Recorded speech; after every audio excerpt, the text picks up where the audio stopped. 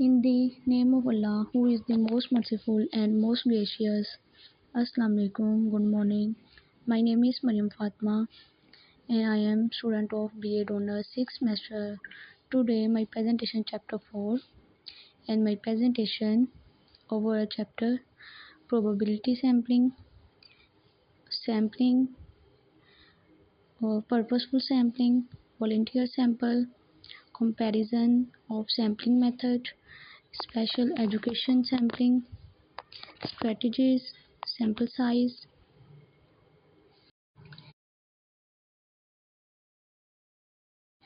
First of all, introduction to sampling.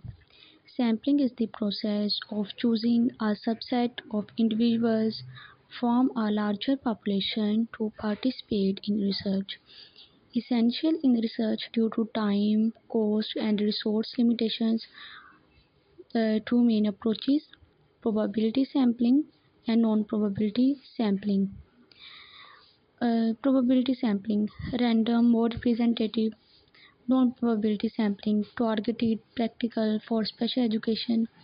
In special education, participant selection must consider diversity, ethics, and accessibility. Probability-based sample.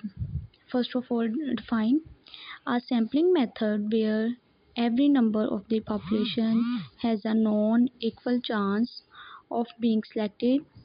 Next types: simple random sampling, stratified sampling, cluster sampling, systematic sampling. Simple random sampling, equal chance for all individuals. Stratified sampling divides population into subgroups such as age, disability, types, then sample age group. Cluster sampling randomly selects whole groups such as classrooms, schools. Systematic sampling, every individual is selected from a list. Next advantages: minimizes bias, enhances generalizability, statistically reliable. Limitations: time consuming and costly. Next, purposeful sampling. Define: selection of participants based on specific characteristics relevant to the researcher question. By using special education, targets in individuals with particular disabilities or experiences, often used in qualitative research for deeper understanding. Next types: criterion sampling, maximum variation sampling, snowball sampling. Criterion sampling, participants meet specific criteria, for example, diagnosis, grade level. Maximum variation sampling, diverse range of cases to show patterns. Snowball sampling, participants refer others with similar traits. Advantages: focused and relevant data, allows in-depth study of specific cases. Next limitations: less generalizable and risk of researcher bias. Next, volunteer sample. Definition: participants choose to take part in the study on their own. Next sources: notice boards, online posts, school newsletters. Advantages: easy and quick to gather, less expensive, useful when access is limited. Next disadvantages: volunteer bias, more motivated or interested people may respond, may not represent the target population well. Last, low diversity. Next, comparison of sampling method. There are three main sampling methods: probability, purposeful, and volunteer. Probability sampling is the most accurate because it selects people randomly, because it's hard to use in special education due to small populations.